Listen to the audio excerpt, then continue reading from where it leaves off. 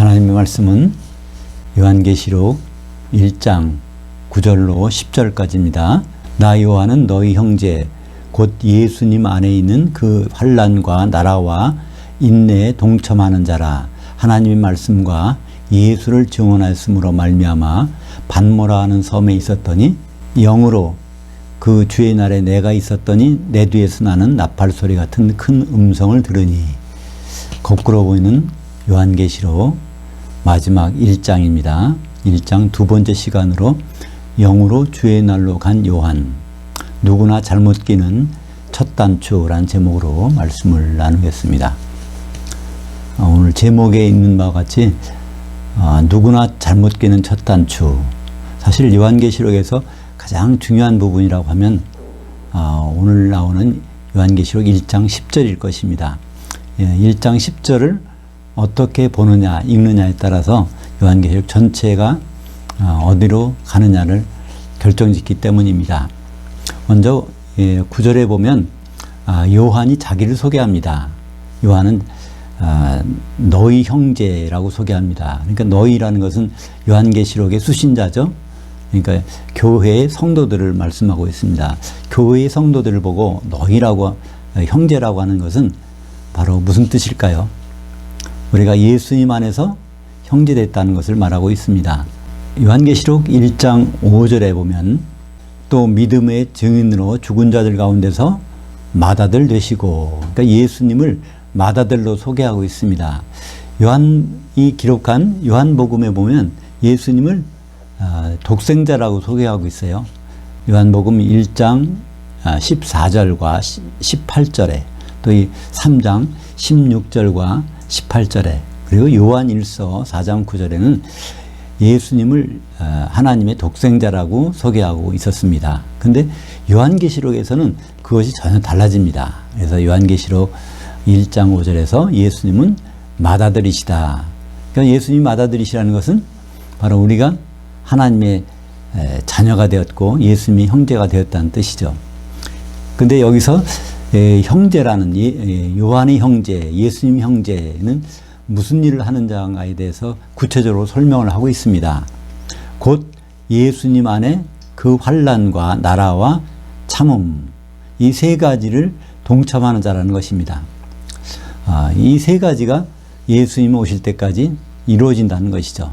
우리는 예수님을 믿고 예수님 안에서 신앙생활 하다가 나중에 죽으면 예수님한테 가는 거로 생각하지만 성경에서는 전혀 그렇지 않습니다. 첫 번째, 환난이 있다는 거예요. 예수님 만날 때까지 환난이 있고, 두 번째로는 그 나라라고 했는데 이 나라라는 뜻은 통치라는 뜻이 있습니다. 하나님께서 어떻게 통치해 가시는 그것을 경험한다는 것입니다. 세 번째는 인내.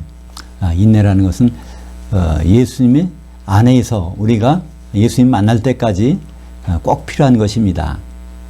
예수님은 제자들을 마지막에 뭐라고 불러주셨을까요? 처음에는 그들을 제자로 선택하시고 십자가 지시기 전에는 그들을 친구라고 부르셨습니다. 근데 마지막에 예수님이 죽으셨다가 부활하실 때는 바로 내 형제들이라고 불렀어요.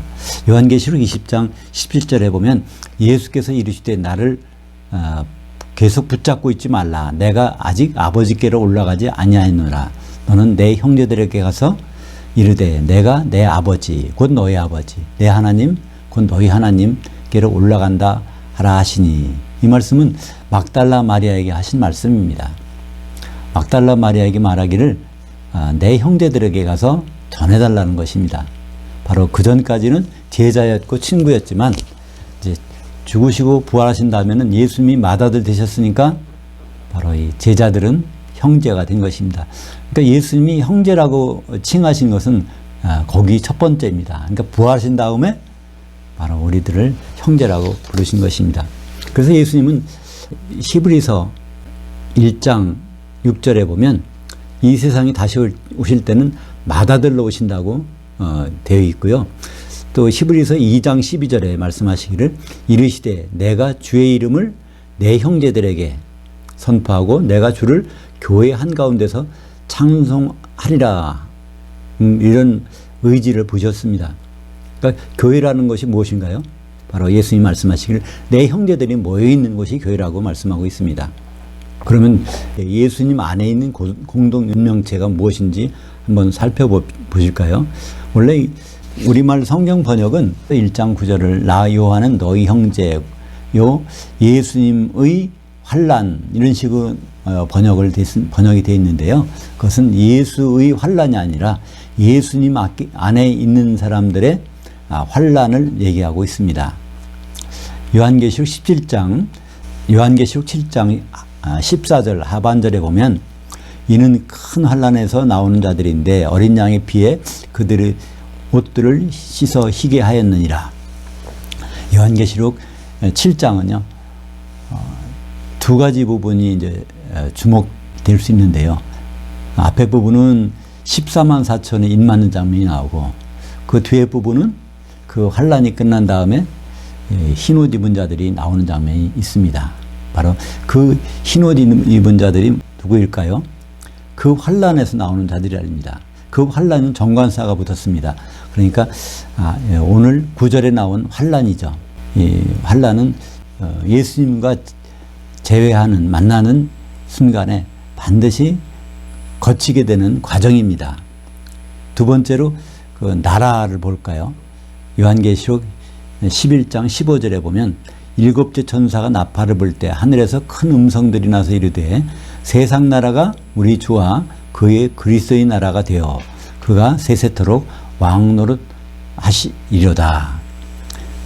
바로 이 나라라는 것은 우리가 어떤 나라에 살고 있는가, 우리는 어떤 나라에 가야 되는가, 이걸 분명히 말씀해 주고 있습니다.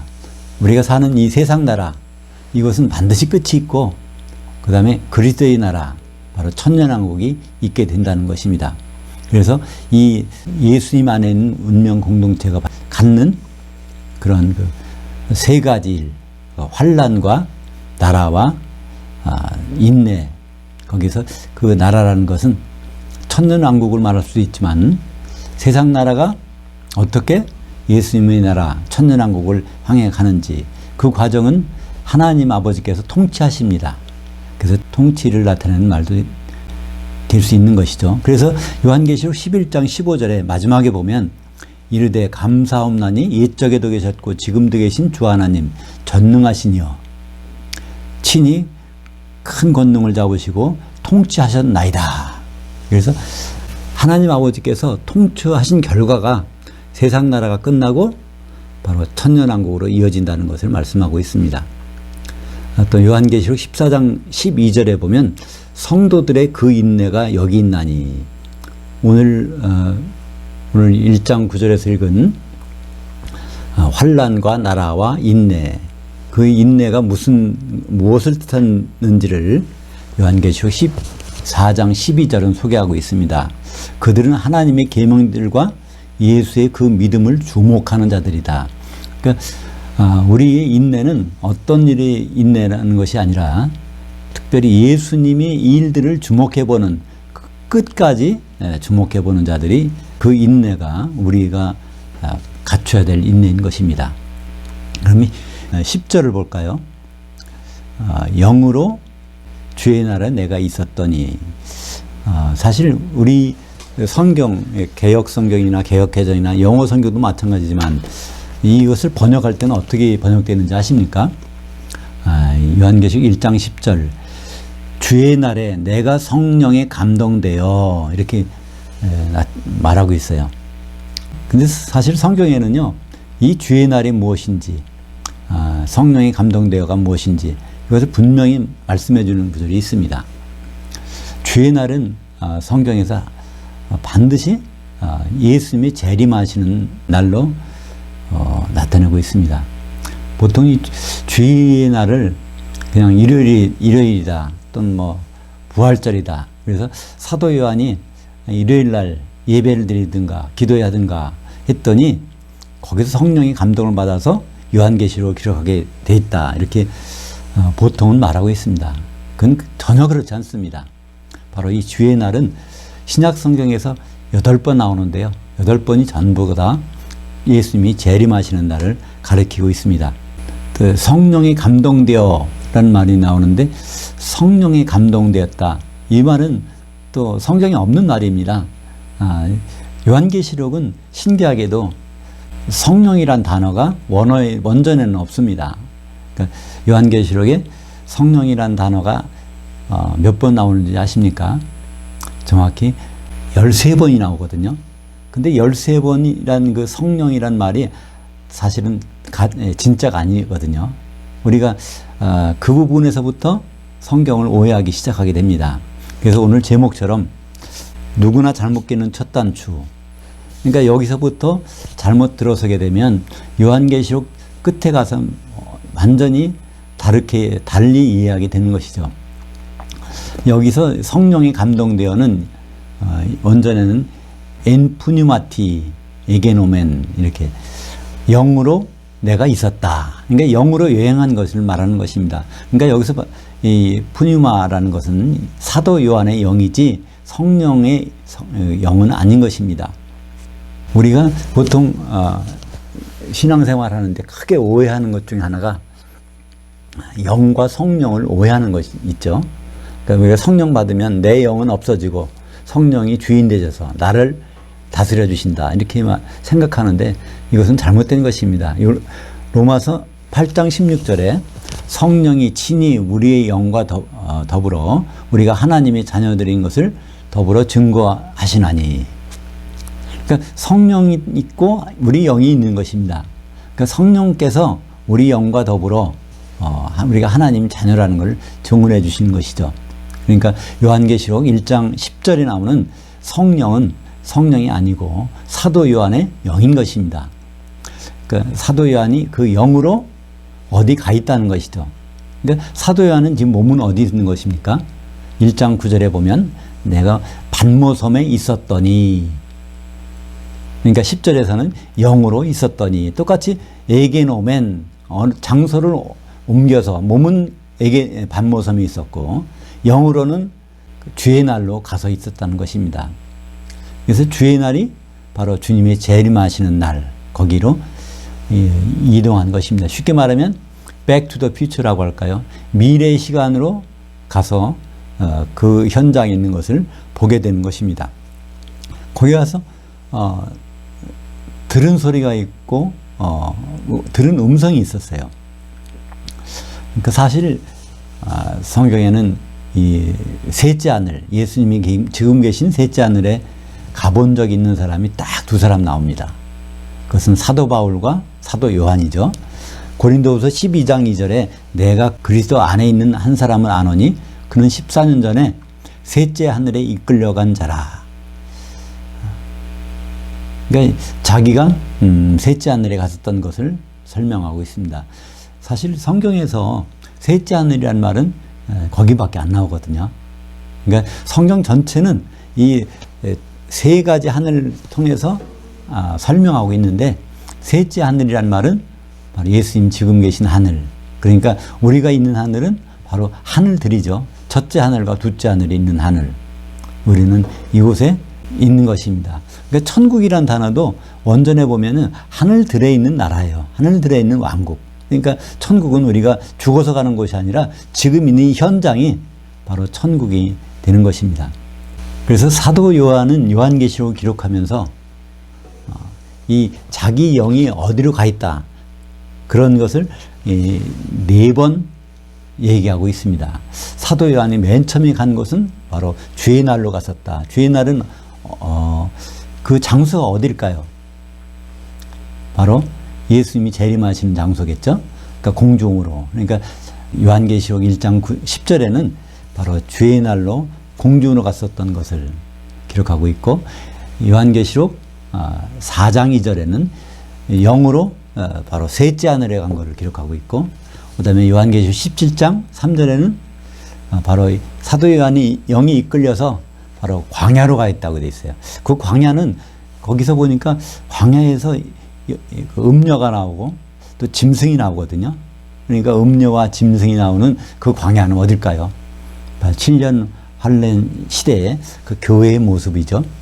마지막으로 요한계시록 21장 10절에 보면 사도 요한이 영으로 이끌려서 높은 곳에 가서 새 예루살렘이 내려오는 것을 보았다고 되어 있습니다. 그래서 새 하늘에서 바로 새 땅인 새 예루살렘이 내려오는 것을 보게 된 것입니다. 그래서 요한계시록은 바로 반모섬에 사도 요한이 앉아서 기도할 때 성령이 감동해 준 것을 그것을 다 기록한 것이 아니라 사도 요한이 몸소 직접 여행하면서 영으로 본 것과 들은 것을 기록한 것입니다. 성경에는 성령이란 단어가 13번이 나오는데 이렇게 4번은 사도 요한의 영이 이동한 것이고 13번은 13번 중에 9번은 바로 그 영이라고 된 것을 성령이라고 번역했어요.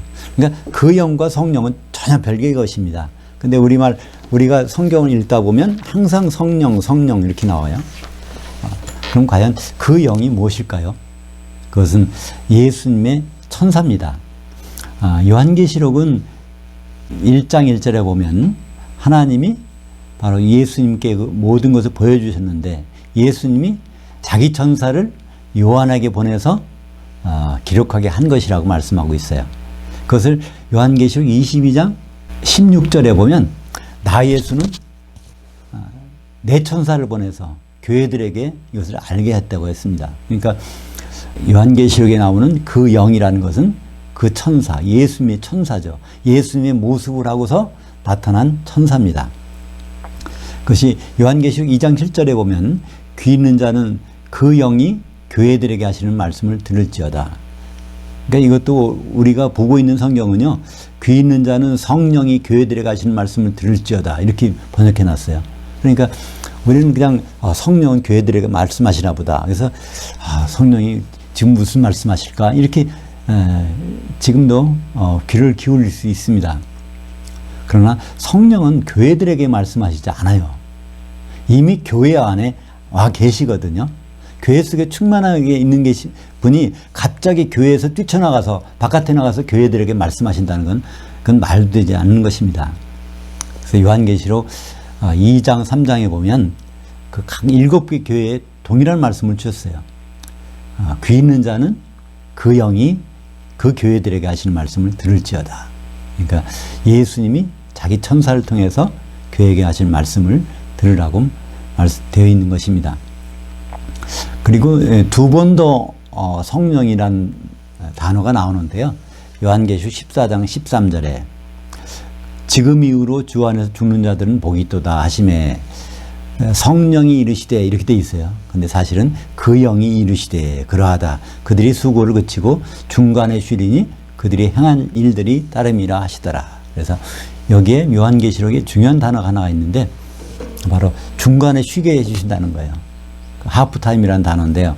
이것은 죽음부터 부활까지를 성경에서는 바로 하프타임이라고 말씀하고 있습니다. 그때 그 말씀을 해주신 분이 바로 성령이 아니라 예수님의 천사라는 것을 알 수 있습니다.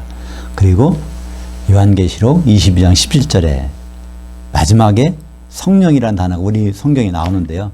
그 성령은 역시 무엇일까요? 그것은 성령이 아니라 예수님의 천사입니다. 그래서 성령과 신부가 말씀하시기를 오라 하시는도다 이렇게 되어 있는데 이것은 참 너무나 엉터리 번역입니다. 참 그 말을 어떻게 해야 될지 그걸 제대로 번역해 보면요, 그 영 예수님의 천사와 그 신부 새 예루살렘이 말하기를 당신은 오시옵소서 하는 거예요. 바로 그러니까 그 예수님의 천사와 새 예루살렘의 신부가 이제는 정말 됐으니 주님 어서 오세요 그렇게 말하라는 것입니다. 그리고 듣는 자도 당신은 오시옵소서 이렇게 말하는 것입니다. 그러니까 우리가 지금 요한계시록을 듣고 읽고 하면은 무슨 말을 해야 될까요? 주님 우리가 준비가 됐으니 오시옵소서. 이것이 요한계시록 22장 11절에 있는 말씀입니다. 그렇다면 성경 요한계시록에는 성령이 없다는 말씀일까요? 그렇지 않습니다. 요한계시록에는 성령이란 단어 말고 생명수라는 단어로 나오고 있습니다. 요한계시록 22장 17절에 있는 말씀처럼 내게 와서 생명수를 마시라. 그 생명수가 어디 있을까요? 성령이 어디 있을까요? 성령은 요한복음 7장 38절에 그 모습을 드러내고 있습니다. 나를 향하여 믿는 자는 성경의 이름과 같이 그 배에서 생수의 강들이 흘러나오리라 하시니 이는 그를 향하여 믿는 자들이 받을 성령을 가리켜 말씀하신 것이라. 그러나 아직 주님이 영광을 받지 아니하셨으므로 아무에게도 성령 내리신 일이 없더라. 그럼 성령은 언제 내리셨죠? 바로 오순절날에.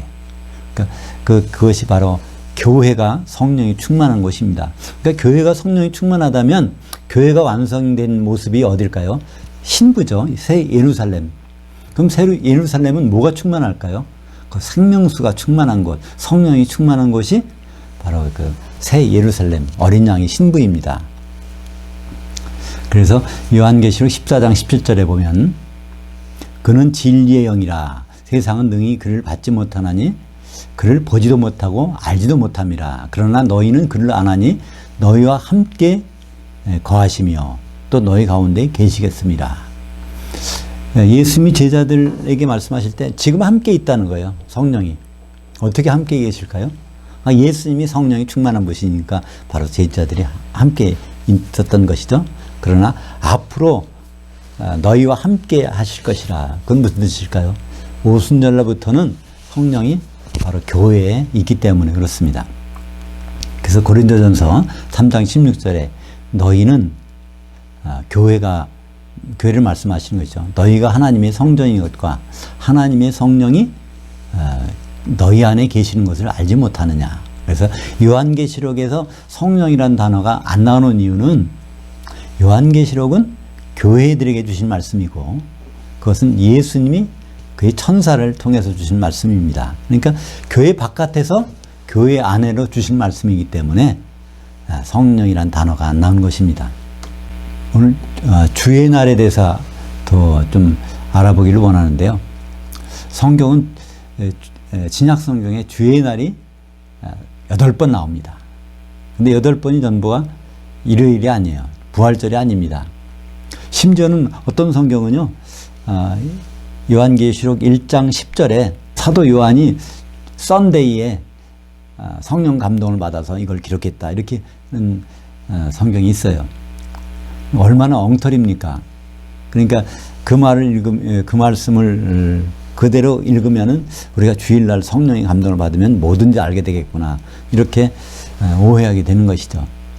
그래서 주의 날은 주님이 재림하시는 날. 사도행전 2장 10절에 주의 크고 영화로운 날이 이르기 전에 해가 변하여 어두워지고 달이 변하여 피가 되리라. 주님이 재림의 날입니다. 고린도전서 1장 8절에 주께서 너희를 우리 주 예수 그리스도의 날에 책망할 것이 없는 자로 끝까지 견고하게 하시리라. 그러니까 주님 오시는 날입니다. 고린도전서 5장 5절에 이런 자를 사탄에게 내어줬으니 육신은 멸하고 영은 주 예수의 날에 구원을 받게 하려 함이니라. 그래서 예수님의 날은 주의 재림의 날입니다. 또 고린도 후서 1장 14절에도 우리 주 예수의 날에 너희가 우리 자랑이 되고 우리가 너희 자랑이 되는 그것이라. 데살로니가전서 5장 2절에 주의 날이 밤에 도둑같이 오리니 바로 주의 날 전부가 주의 재림의 날입니다. 데살로니가 후서 2장 2절 하반절에 보면 주의 날이 이르렀다고 해서 쉽게 마음이 흔들리거나 두려워하거나 하지 말아야 한다는 것이라.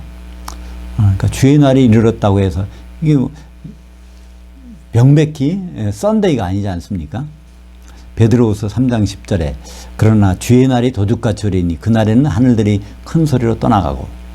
그래서 오늘 1장 10절에 사도 요한이 영으로 주의 날에 갔었다는 것은 바로 주님의 재림의 현장에 갔었다는 것입니다. 저는 이 말씀을 읽으면서 항상 감동을 받습니다. 사도 요한의 영이 우리 대신에 바로 미래로 가서 주님의 재림인 하시는 현장으로 가서 목격한 것을 다 비디오로 쫙 촬영해가지고 우리에게 보여주신 것 같다는 생각이 듭니다. 그것을 증명하는 것이 또 한 가지가 있어요. 1장 10절을 한번 다시 보겠습니다.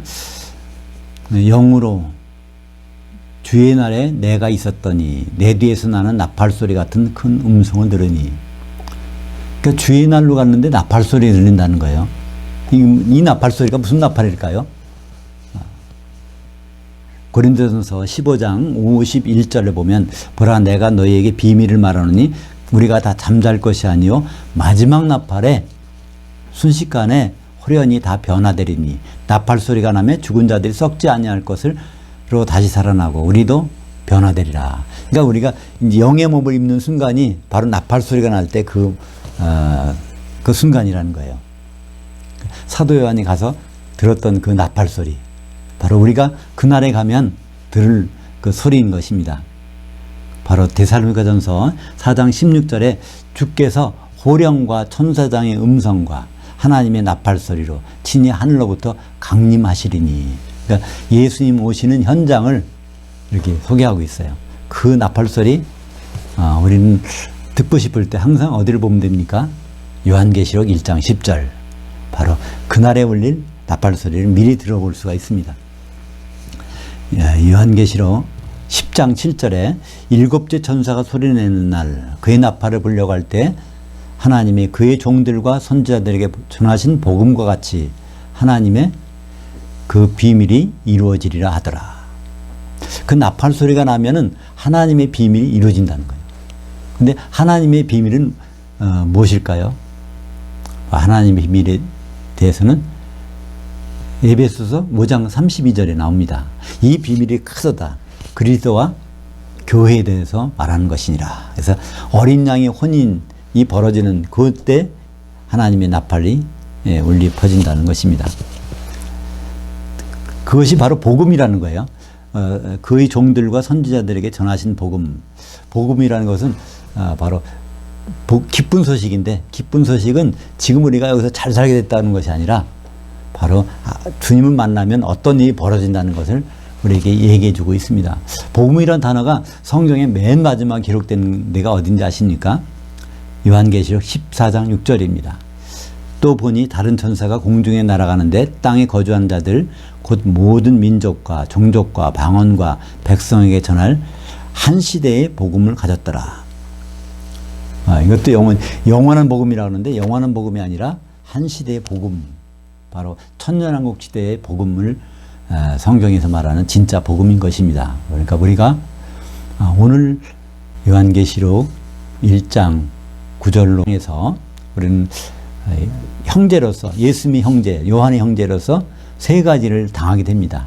그건 환난과 바로 그 통치, 나라와 인내, 그것을 통과한 후에 우리가 맞이하는 천년왕국에 대해서 말씀하고 있습니다. 오늘 제목처럼 영으로 주의 날로 간 요한, 누구나 잘 먹기는 첫 단추. 그래서 요한계시록 1장 10절에서 모든 주석이 갈라지기 시작합니다. 한마디로 사도 요한이 일요일 날 기도해서 받은 환상을 기록한 것이 요한계시록이다. 이렇게 하는데 이것은 얼토당토 않은 얘기입니다. 그것이 아니라 사도 요한의 영이 직접 움직이면서 보고 들었던 것을 기록한 것. 그러니까 하나님이 알기 쉽게 보여주신 것이니까 얼마나 쉽겠어요. 바로 그 하나님이 계시해 놓으신 것을 보여주는 것.